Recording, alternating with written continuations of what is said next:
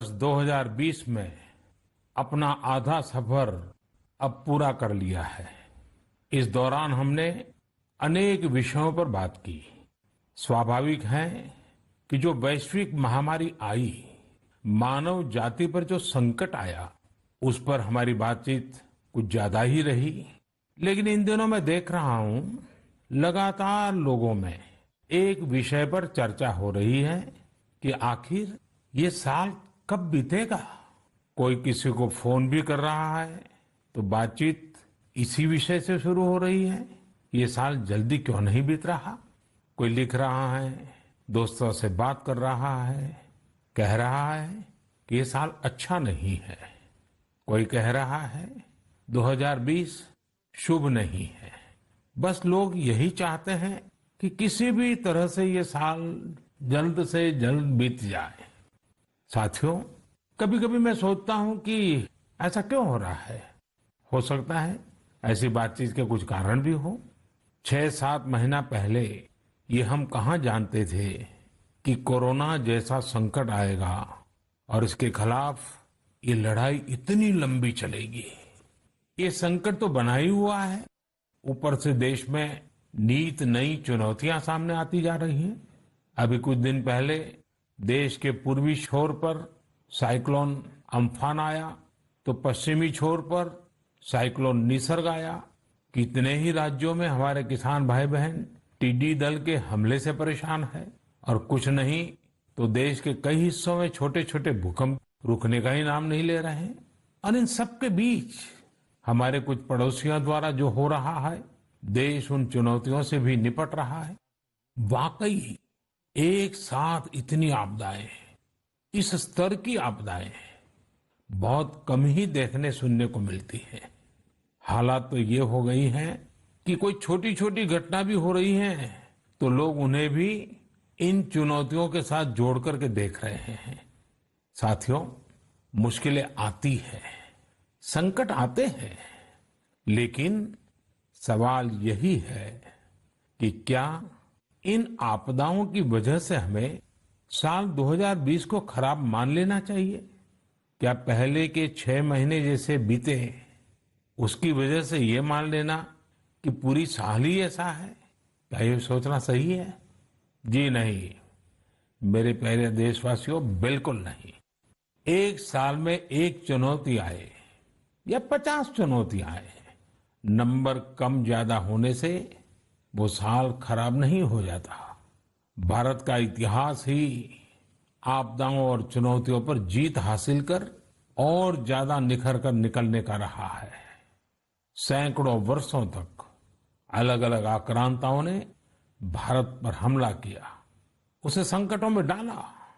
लोगों को लगता था कि भारत की संरचना ही नष्ट हो जाएगी, भारत की संस्कृति ही समाप्त हो जाएगी। लेकिन इन संकटों से भारत और भी भव्य होकर सामने आया। साथियों, हमारे यहाँ कहा जाता है, सृजन शाश्वत है, सृजन निरंतर है। मुझे गीत की कुछ पंक्तियां याद आ रही हैं।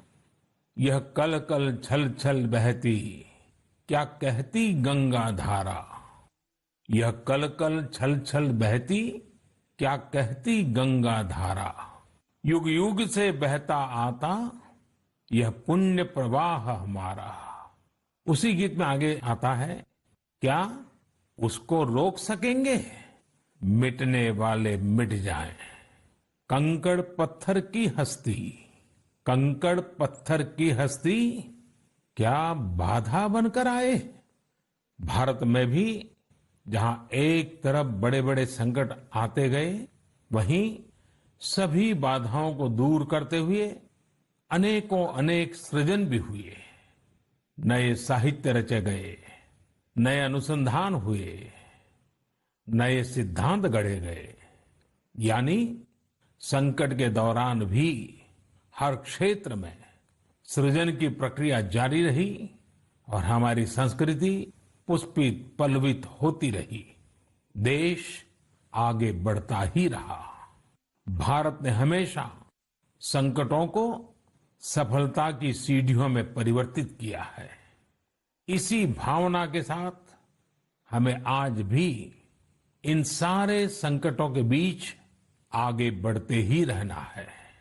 आप भी इसी विचार से आगे बढ़ेंगे, 130 करोड़ देशवासी आगे बढ़ेंगे, तो यही साल देश के लिए नए कीर्तिमान बनाने वाला साल साबित होगा।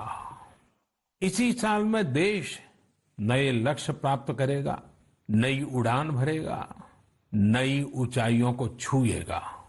मुझे पूरा विश्वास 130 करोड़ देशवासियों की शक्ति पर है, आप सब पर है, इस देश की महान परंपरा पर है।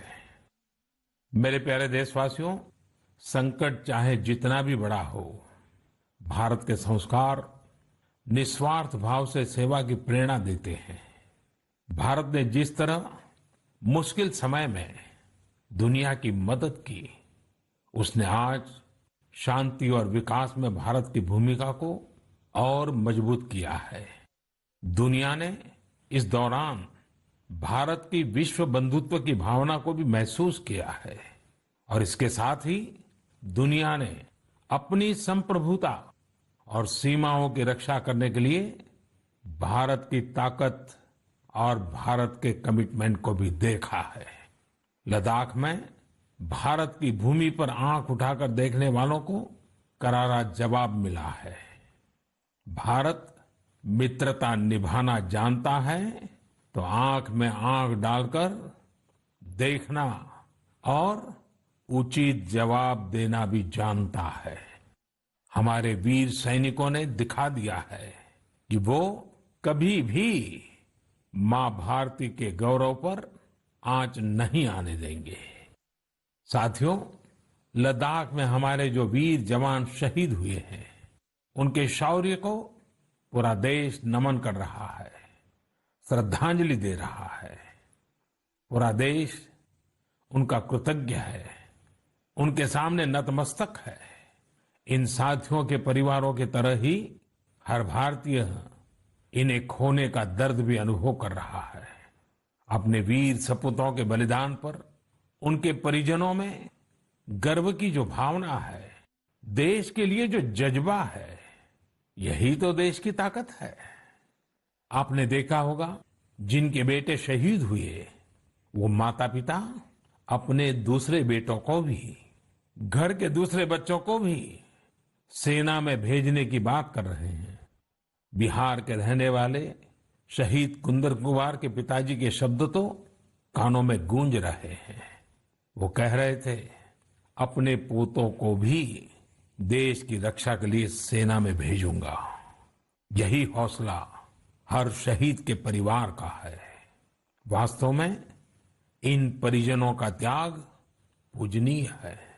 भारत माता की रक्षा के जिस संकल्प से हमारे जवानों ने बलिदान दिया है, उसी संकल्प को हमें भी जीवन का ध्येय बनाना है, हर देशवासी को बनाना है। हमारा हर प्रयास इसी दिशा में होना चाहिए, जिससे सीमाओं की रक्षा के लिए देश की ताकत बढ़े, देश और अधिक सक्षम बने, देश आत्मनिर्भर बने। यही हमारे शहीदों को सच्ची श्रद्धांजलि भी होगी। मुझे असम से रजनी जी ने लिखा है कि उन्होंने पूर्वी लद्दाख में जो कुछ हुआ, वो देखने के बाद एक प्रण लिया है। प्रण ये कि वो लोकल ही खरीदेंगे, इतना ही नहीं, लोकल के लिए वोकल भी होगी। ऐसे संदेश मुझे देश के हर कोने से आ रहे हैं। बहुत से लोग मुझे पत्र लिखकर बता रहे हैं कि वो इस और बढ़ चले हैं। इसी तरह तमिलनाडु के मदुरई से मोहन रामामूर्ति जी ने लिखा है कि वो भारत को डिफेंस के क्षेत्र में आत्मनिर्भर बनते हुए देखना चाहते हैं। साथियों, आजादी के पहले हमारा देश डिफेंस सेक्टर में दुनिया के कई देशों से आगे था। हमारे यहाँ अनेकों ऑर्डिनेंस फैक्ट्रियां होती थी। उस समय कई देश जो हमसे बहुत पीछे थे, वो आज हमसे आगे हैं। आजादी के बाद डिफेंस सेक्टर में हमें जो प्रयास करने चाहिए थे, हमें अपने पुराने अनुभवों का जो लाभ उठाना चाहिए था, हम उसका लाभ नहीं उठा पाए। लेकिन आज डिफेंस सेक्टर में, टेक्नोलॉजी के क्षेत्र में भारत आगे बढ़ने का निरंतर प्रयास कर रहा है। भारत आत्मनिर्भरता की तरफ कदम बढ़ा रहा है। साथियों, कोई भी मिशन पीपल्स पार्टिसिपेशन, जन भागीदारी के बिना पूरा नहीं हो सकता, सफल नहीं हो सकता। इसलिए आत्मनिर्भर भारत की दिशा में एक नागरिक के तौर पर हम सबका संकल्प, समर्पण और सहयोग बहुत जरूरी है, अनिवार्य है। आप लोकल खरीदेंगे, लोकल के लिए वोकल होंगे, तो समझिए आप देश को मजबूत करने में अपनी भूमिका निभा रहे हैं। ये भी एक तरह से देश की सेवा ही है। आप किसी भी प्रोफेशन में हो, हर एक जगह देश सेवा का बहुत स्कोप होता ही है। देश की आवश्यकता को समझते हुए जो भी कार्य करते हैं, वो देश की सेवा ही होती है। आपकी यही सेवा देश को कहीं न कहीं मजबूत भी करती है। और हमें ये भी याद रखना है, हमारा देश जितना मजबूत होगा, दुनिया में शांति की संभावनाएं भी उतनी ही मजबूत होगी।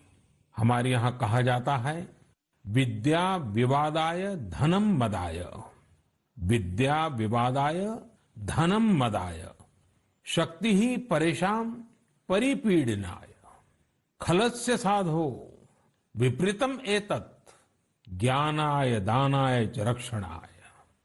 अर्थात अगर स्वभाव से दुष्ट है तो विद्या का प्रयोग व्यक्ति विवाद में, धन का प्रयोग घमंड में और ताकत का प्रयोग दूसरों को तकलीफ देने में करता है। लेकिन सज्जन की विद्या ज्ञान के लिए, धन मदद के लिए और ताकत रक्षा करने के लिए इस्तेमाल होती है। भारत ने अपनी ताकत हमेशा इसी भावना के साथ इस्तेमाल की है। भारत का संकल्प है भारत के स्वाभिमान और संप्रभुता की रक्षा। भारत का लक्ष्य है आत्मनिर्भर भारत। भारत की परंपरा है भरोसा, मित्रता। भारत का भाव है बंधुता।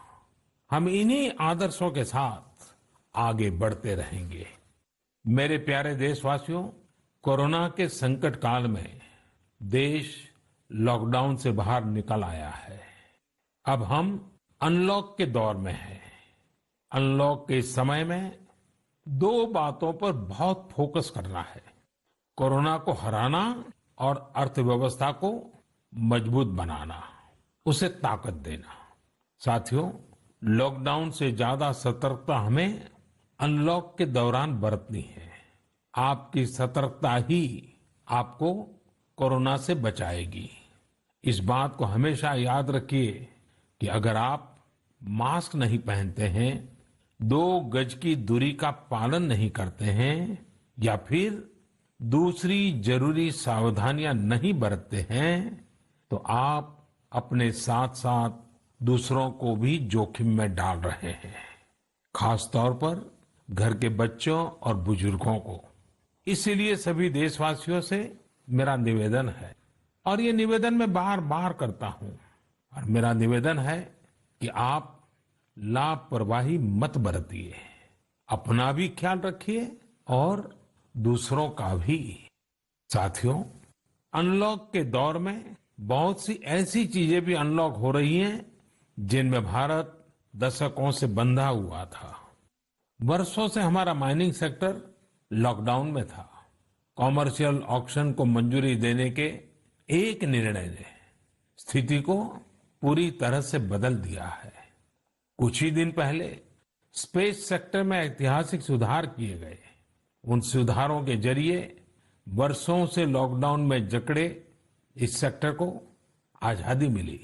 इससे आत्मनिर्भर भारत के अभियान को न केवल गति मिलेगी बल्कि देश टेक्नोलॉजी में भी एडवांस बनेगा।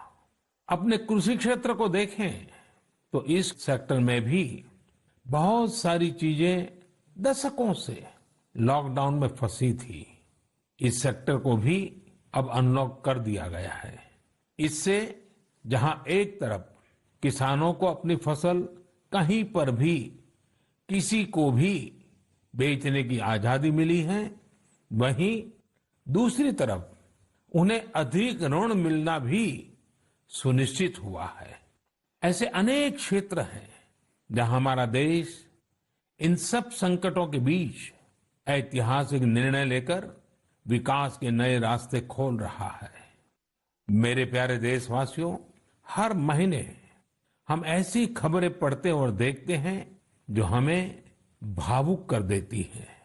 यह हमें इस बात का स्मरण कराती है कि कैसे हर भारतीय एक दूसरे की मदद के लिए तत्पर है।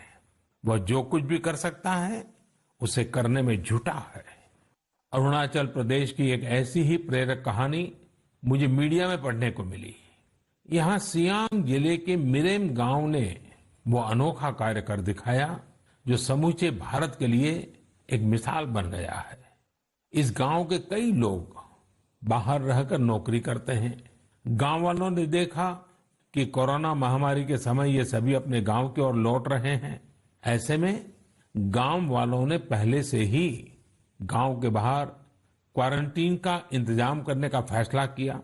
उन्होंने आपस में मिलकर गांव से कुछ ही दूरी पर 14 अस्थायी झोपड़ियां बना दी और ये तय किया कि जब गांव वाले लौटकर आएंगे तो उन्हें इन्हीं झोपड़ियों में कुछ दिन क्वारंटीन में रखा जाएगा।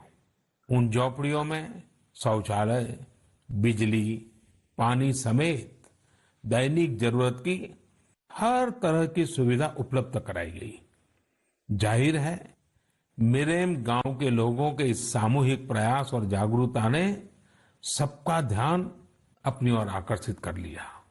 साथियों, हमारे यहाँ कहा जाता है, स्वभावम न जहाति एव साधुः आपद्गतो भी सन कर्पूरः पावक स्पृष्टः सौरभम लभते तराम। अर्थात जैसे कपूर आग में तपने पर भी अपनी सुगंध नहीं छोड़ता, वैसे ही अच्छे लोग आपदा में भी अपने गुण, अपना स्वभाव नहीं छोड़ते। आज हमारे देश की जो श्रम शक्ति है, जो श्रमिक साथी हैं, वो भी इसका जीता जागता उदाहरण है। आप देखिए, इन दिनों हमारे प्रवासी श्रमिकों की ऐसी कितनी ही कहानियां आ रही हैं जो पूरे देश को प्रेरणा दे रही है। यूपी के बाराबंकी में गांव लौटकर आए मजदूरों ने कल्याणी नदी का प्राकृतिक स्वरूप लौटाने के लिए काम शुरू कर दिया। नदी का उद्धार होता देख आसपास के किसान, आसपास के लोग भी उत्साहित हैं। गांव में आने के बाद क्वारंटीन सेंटर में रहते हुए, आइसोलेशन सेंटर में रहते हुए हमारे श्रमिक साथियों ने जिस तरह अपने कौशल्य का इस्तेमाल करते हुए अपने आसपास की स्थितियों को बदला है, वो अद्भुत है। लेकिन साथियों, ऐसे कितने ही किस्से, कहानियां देश के लाखों गांवों के हैं जो हम तक नहीं पहुंच पाए हैं। जैसा हमारे देश का स्वभाव है, मुझे विश्वास है साथियों कि आपके गांव में भी, आपके आसपास भी ऐसी अनेक घटनाएं घटी होगी। अगर आपके ध्यान में ऐसी बात आई है तो आप ऐसी प्रेरक घटना को मुझे जरूर लिखिए। संकट के इस समय में ये सकारात्मक घटनाएं, ये कहानियां औरों को भी प्रेरणा देगी। मेरे प्यारे देशवासियों, कोरोना वायरस ने निश्चित रूप से हमारे जीवन जीने के तरीकों में बदलाव ला दिया है। मैं लंदन से प्रकाशित फाइनेंशियल टाइम्स में एक बहुत ही दिलचस्प लेख पढ़ रहा था। इसमें लिखा था कि कोरोना काल के दौरान अदरक, हल्दी समेत दूसरे मसालों की मांग एशिया के अलावा अमेरिका तक में भी बढ़ गई है। पूरी दुनिया का ध्यान इस समय अपनी इम्यूनिटी बढ़ाने पर है और इम्यूनिटी बढ़ाने वाली इन चीजों का संबंध हमारे देश से है। हमें इनकी खासियत विश्व के लोगों को ऐसी सहज और सरल भाषा में बतानी चाहिए जिसे वे आसानी से समझ सकें और हम एक हेल्दियर प्लेनेट बनाने में अपना योगदान दे सकें। मेरे प्यारे देशवासियों, कोरोना जैसा संकट नहीं आया होता तो शायद जीवन क्या है, जीवन क्यों है, जीवन कैसा है, हमें शायद ये याद ही नहीं आता। कई लोग इसी वजह से मानसिक तनाव में जीते रहे हैं। तो दूसरी ओर लोगों ने मुझे ये भी शेयर किया है कि कैसे लॉकडाउन के दौरान खुशियों के छोटे छोटे पहलू भी उन्होंने जीवन में रीडिस्कवर किए हैं। कई लोगों ने मुझे पारंपरिक इंडोर गेम्स खेलने और पूरे परिवार के साथ उसका आनंद लेने के अनुभव भेजे हैं। साथियों, हमारे देश में पारंपरिक खेलों की बहुत समृद्ध विरासत रही है। जैसे आपने एक खेल का नाम सुना होगा, पचीसी। यह खेल तमिलनाडु में पल्लानुंगली, कर्नाटक में अली गुली मणे और आंध्र प्रदेश में वामन गुंटलू के नाम से खेला जाता है। ये एक प्रकार का स्ट्रेटेजी गेम है जिसमें एक बोर्ड का उपयोग किया जाता है। इसमें कई खांचे होते हैं जिनमें मौजूद गोली या बीज को खिलाड़ियों को पकड़ना होता है। कहा जाता है कि यह गेम दक्षिण भारत से दक्षिण पूर्व एशिया और फिर दुनिया में फैला है। साथियों, आज हर बच्चा सांप सीढ़ी के खेल के बारे में जानता है, लेकिन क्या आपको पता है कि यह भी एक भारतीय पारंपरिक गेम का ही रूप है जिसे मोक्ष पाटम या परम पदम कहा जाता है। हमारे यहाँ का एक और पारंपरिक गेम रहा है गुट्टा। बड़े भी गुट्टे खेलते हैं और बच्चे भी। बस एक ही साइज के 5 छोटे पत्थर उठाएं और आप गुट्टे खेलने के लिए तैयार। एक पत्थर हवा में उछालिए और जब तक वो पत्थर हवा में हो आपको जमीन पर रखे बाकी पत्थर उठाने होते हैं। आमतौर पर हमारे यहाँ इंडोर खेलों में कोई बड़े साधनों की जरूरत नहीं होती है। कोई एक चौक या पत्थर ले आता है, उसे जमीन पर ही कुछ लकीरें खींच देता है और फिर खेल शुरू हो जाता है। जिन खेलों में डाइस की जरूरत पड़ती है, कोड़ियों से या इमली के बीज से भी काम चल जाता है। साथियों, मुझे मालूम है आज जब मैं ये बात कर रहा हूं, कितने ही लोग अपने बचपन में लौट गए होंगे। कितनों को ही अपने बचपन के दिन याद आ गए होंगे। मैं यही कहूंगा कि उन दिनों को आप भूले क्यों है, उन खेलों को आप भूले क्यों है। मेरा घर के नाना नानी, दादा दादी, घर के बुजुर्गों से आग्रह है कि नई पीढ़ी में ये खेल आप अगर ट्रांसफर नहीं करेंगे तो कौन करेगा। जब ऑनलाइन पढ़ाई की बात आ रही है तो बैलेंस बनाने के लिए, ऑनलाइन खेल से मुक्ति पाने के लिए भी हमें ऐसे करना ही होगा। हमारी युवा पीढ़ी के लिए भी, हमारे स्टार्टअप्स के लिए भी यहाँ एक नया अवसर है और मजबूत अवसर है। हम भारत के पारंपरिक इंडोर गेम्स को नए और आकर्षक रूप में प्रस्तुत करें। उनसे जुड़ी चीजों को जुटाने वाले, सप्लाई करने वाले स्टार्टअप्स बहुत पॉपुलर हो जाएंगे। और हमें ये भी याद रखना है, हमारे भारतीय खेल भी तो लोकल है और हम लोकल के लिए वोकल होने का प्रण पहले ही ले चुके हैं। और मेरे बाल सखा मित्रों, हर घर के बच्चों से, मेरे नन्हे साथियों से भी आज मैं एक विशेष आग्रह करता हूं। बच्चे, आप मेरा आग्रह मानेंगे ना? देखिए, मेरा आग्रह है कि मैं जो कहता हूं आप जरूर करिए। एक काम करिए, जब थोड़ा समय मिले तो माता पिता से पूछकर मोबाइल उठाइए और अपने दादा दादी, नाना नानी या घर में जो भी बुजुर्ग हैं उनका इंटरव्यू रिकॉर्ड कीजिए। अपने मोबाइल फोन में रिकॉर्ड करिए। जैसे आपने टीवी पर देखा होगा ना, कैसे पत्रकार इंटरव्यू करते हैं, बस वैसा ही इंटरव्यू आप कीजिए। और आप उनसे सवाल क्या करेंगे, मैं आपको सुझाव देता हूं। आप उनसे जरूर पूछिए कि वो बचपन में उनका रहन सहन कैसा था, वो कौन से खेल खेलते थे, कभी नाटक देखने जाते थे, सिनेमा देखने जाते थे, कभी छुट्टियों में मामा के घर जाते थे, कभी खेत खलिहान में जाते थे, त्योहार कैसे मनाते थे। बहुत सी बातें आप उनको पूछ सकते हैं। उनको भी 40-50 साल 60 साल पुरानी अपनी जिंदगी में जाना बहुत आनंद देगा। और आपके लिए 40-50 साल पहले का हिंदुस्तान कैसा था, आप जहां रहते हैं वो इलाका कैसा था, वहां परिसर कैसा था, लोगों के तौर तरीके क्या थे, सब चीजें बहुत आसानी से आपको सीखने को मिलेगी, जानने को मिलेगी। और आप देखिए आपको बहुत मजा आएगा। और परिवार के लिए एक बहुत ही अमूल्य खजाना, एक अच्छा वीडियो एल्बम भी बन जाएगा। साथियों, ये सत्य है कि आत्मकथा या जीवनी, ऑटोबायोग्राफी या बायोग्राफी, इतिहास की सच्चाई के निकट जाने के लिए बहुत ही उपयोगी माध्यम होती है। आप भी अपने बड़े बुजुर्गों से बातें करेंगे तो उनके समय की बातों को, उनके बचपन, उनके युवा काल की बातों को और आसानी से समझ पाएंगे।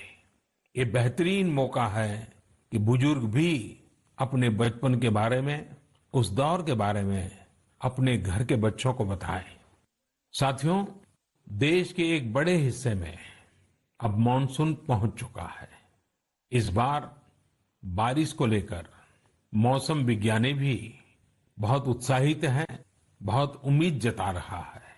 बारिश अच्छी होगी तो हमारे किसानों की फसलें अच्छी होगी, वातावरण भी हरा भरा होगा। बारिश के मौसम में प्रकृति भी जैसे खुद को रिजुवेनेट कर लेती है। मानव प्राकृतिक संसाधनों का जितना दोहन करता है, प्रकृति एक तरह से बारिश के समय उनकी भरपाई करती है, रिफिलिंग करती है। लेकिन ये रिफिलिंग तभी हो सकती है जब हम भी इसमें अपनी धरती माँ का साथ दें, अपना दायित्व निभाएं। हमारे द्वारा किया गया थोड़ा सा प्रयास प्रकृति को, पर्यावरण को बहुत मदद करता है। हमारे कई देशवासी तो इसमें बहुत बड़ा काम कर रहे हैं। कर्नाटक के मंडावली में एक 80-85 साल के बुजुर्ग हैं कामेगौड़ा जी।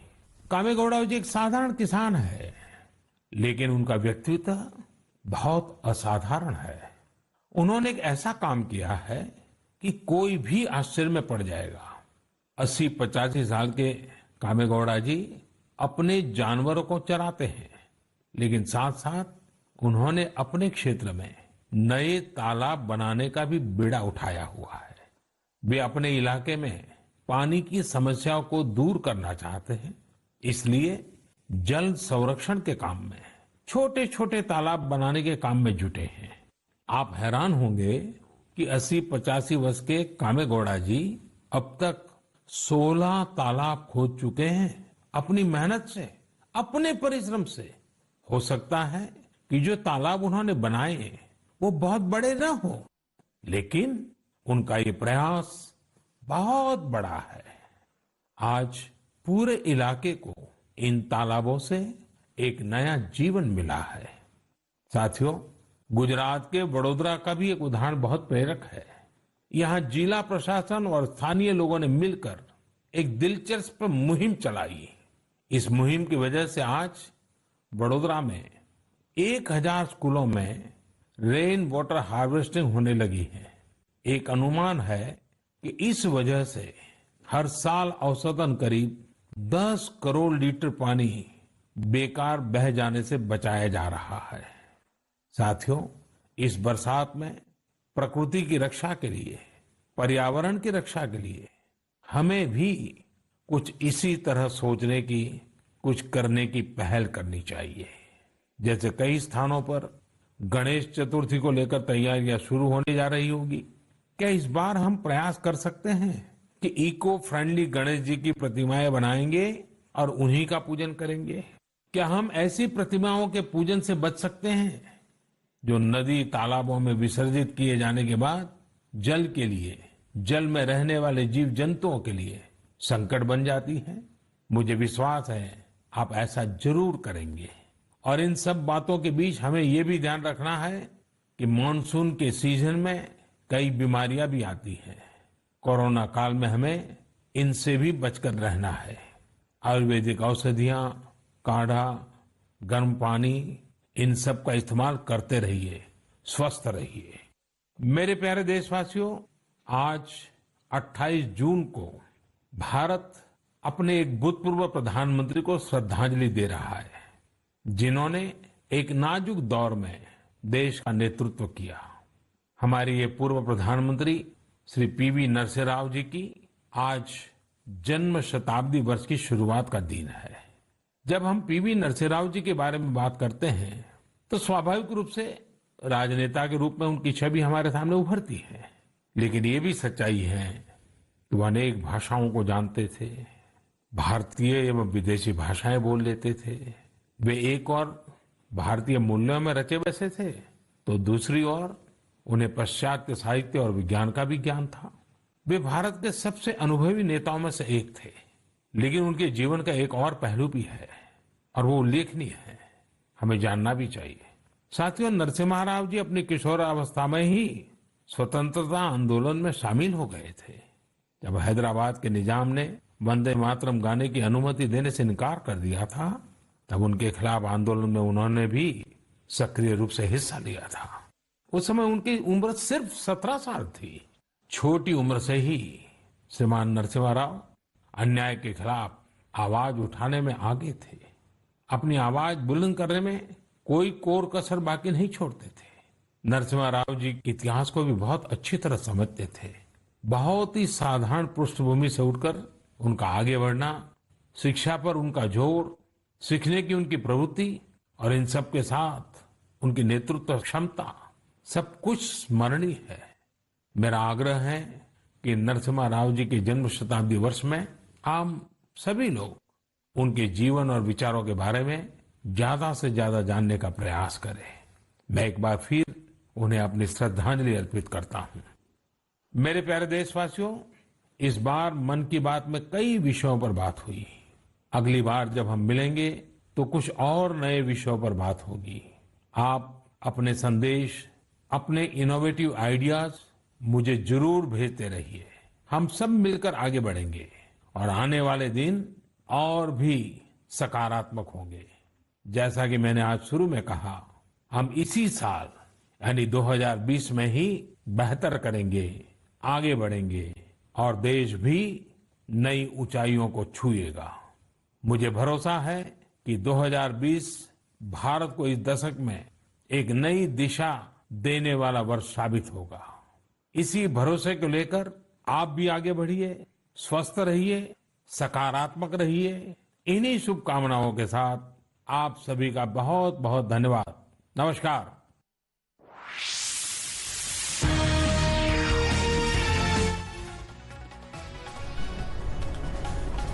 तो प्रधानमंत्री नरेंद्र मोदी की मन की बात पूर्व प्रधानमंत्री पीवी नरसिम्हा राव को श्रद्धांजलि देने के साथ खत्म हुई। लेकिन बड़ी बात प्रधानमंत्री नरेंद्र मोदी के संबोधन में लद्दाख को लेकर पीएम ने बड़ी बात कही है। प्रधानमंत्री ने कहा कि लद्दाख में भारत की जमीन पर आंख उठाकर देखने वालों को करारा जवाब भारतीय सेना के वीर जवानों ने दिया है। उन्होंने कहा कि हमारे वीर